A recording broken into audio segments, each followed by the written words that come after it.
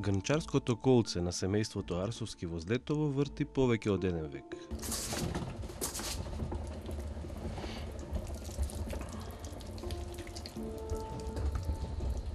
Митко Арсовски е еден од малкумината грнчари во Источна Македонија. Тој е наследник на занаетот со кој се занимавале неговите предци, продолжувајќи ја семејната традиција да ја дава душа на глината, опредметувајќи ја во садови за домакинството, без кои порано не можело да се замисли ниту едно домакинство.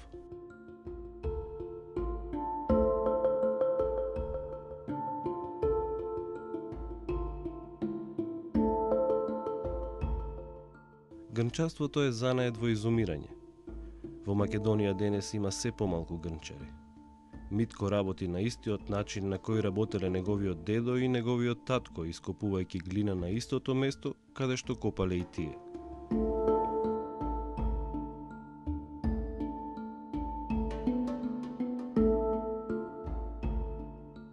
Злетово е место кое пред 50 на години бил занаетчиски центар во овој крај на Македонија. А денес, едва и неколкумина занаетчии се борат старите занаети да не ги изеде забот на времето. Злетово е старо место. И пред 30-40 години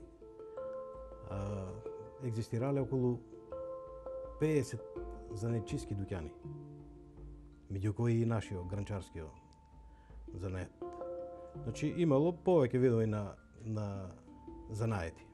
И Злетово тогаш било во најголем расцвет. Било као варушица. Имало повеќе занаети, значи бил грнчарскиот, коларскиот занает, шивачки занает и други занаети. Злетово бил како центар на тие села тука, 30 села што гравитирале околу Злетово.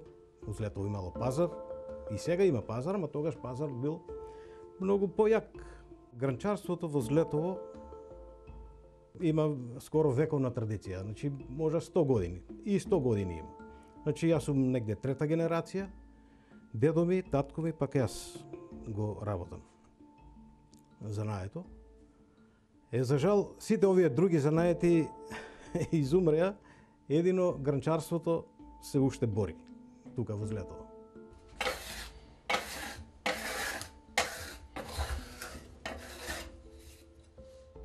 Тогаш грнчарските производи биле во секоја куќа. Тоа било како основни кујнски садови за готвење, за вода носење, и други работи. Значи самата таа потреба не имало индустрија и други материјали, и затоа имало потреба од овие грнчарски производи. Јас повеќе знам за татко ми. Значи, и од него го научив и занаетот. Од татко ми. Уште како дете стално бев покрај него тука. И така и го научив занаетот од него. Знам тогаш дека немавме потреба да одеме никаде на друго место на пазар. Целото негово производство се продаваше тука во Злетово. Лепезата точно не е толку била голема како сега што се прави на производи. А начинот на работа е истиот. Како тогаш се правило, така и сега се прави. На ист начин се прават предмети. Изработката е на исти начин.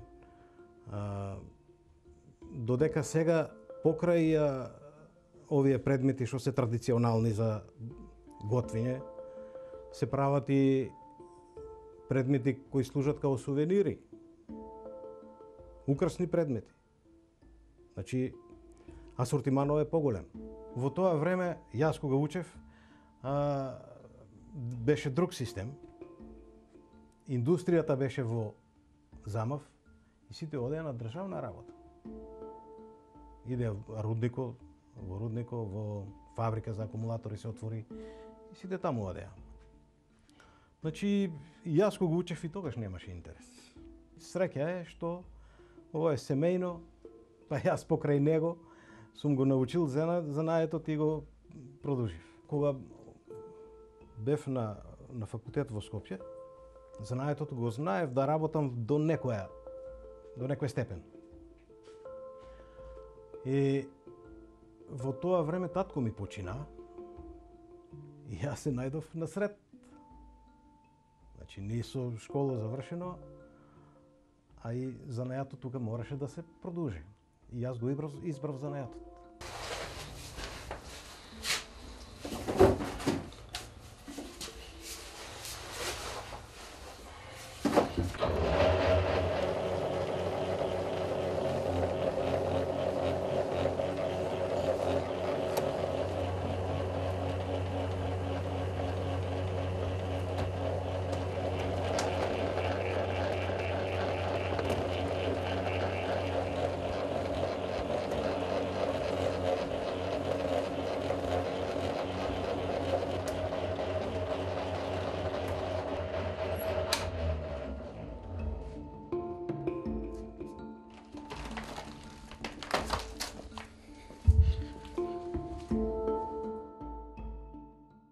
Глината копаме на исто место кај што копаше и татко ми, сега и јас таму копам. Значи, технологијата е таа, материјалот е тој. Нашата глина е, по боја е, кога се испече е црвена. Значи, глината се вика иловица. Иловица глина, додека белата глина е ума. Нашата е црвена глина. Копањето на глината, значи од местото кај што се наоѓа наоѓалишето на глината, се донаса во работилница и тука се кваси со вода.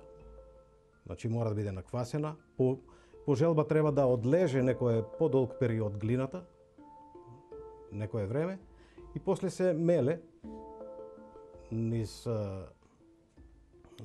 два ваljка кои вртат обратно и ја ситне глината. Што е поситна, подобро. После тоа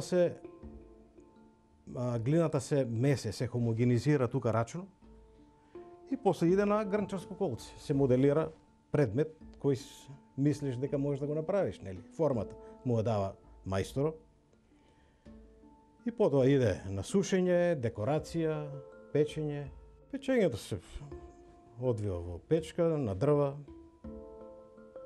Негде мора да се постигне одредена температура за да се испече предмет. Негде 850 степена најмалку треба да биде.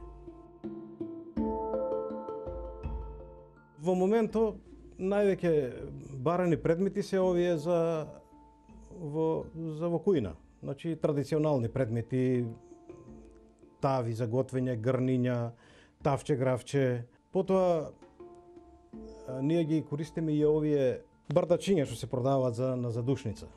Тоа е за мртвите што се носат. Значи и тоа уште кај нас таа традиција е живее, нели? Јадењето во земјаниот сад има специфичен вкус, посебен вкус.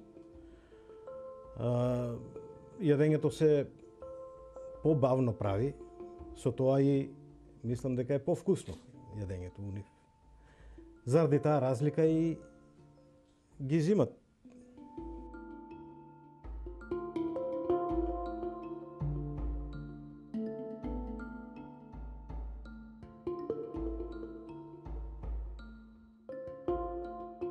Декорацијата со бои, тоа е уште од, како знаме, и дедо ми така правил.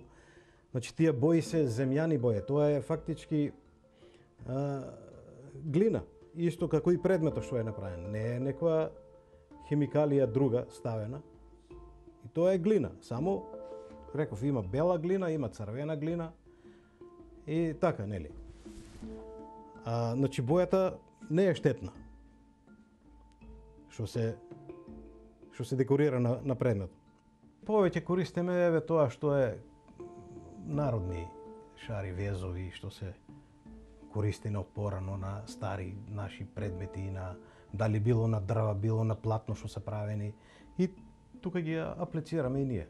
Значи, тука од кај нас што се е користило како шара, како дизајн, ние го ставаме тука.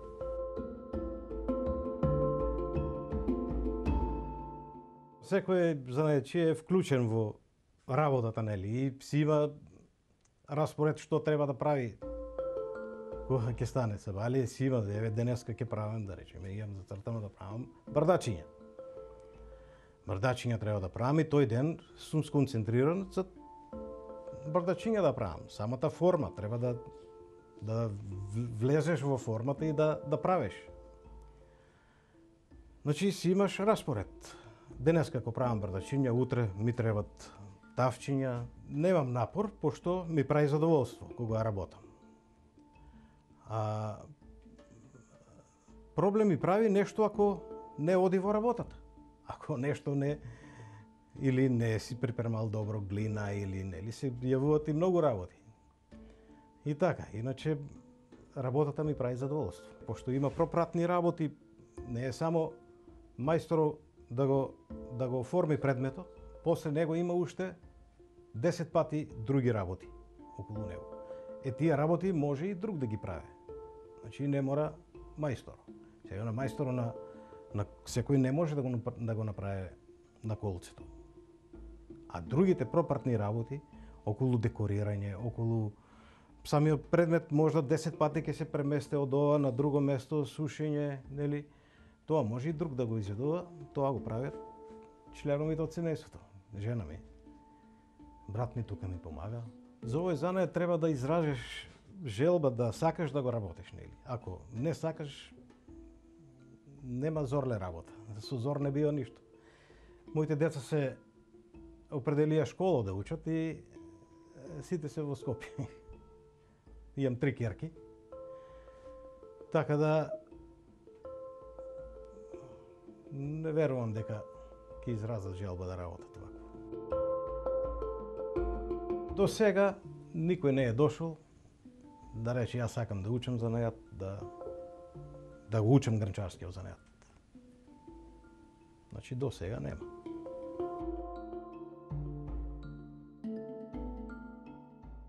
Може да се живее од овој занајат еден среден живот.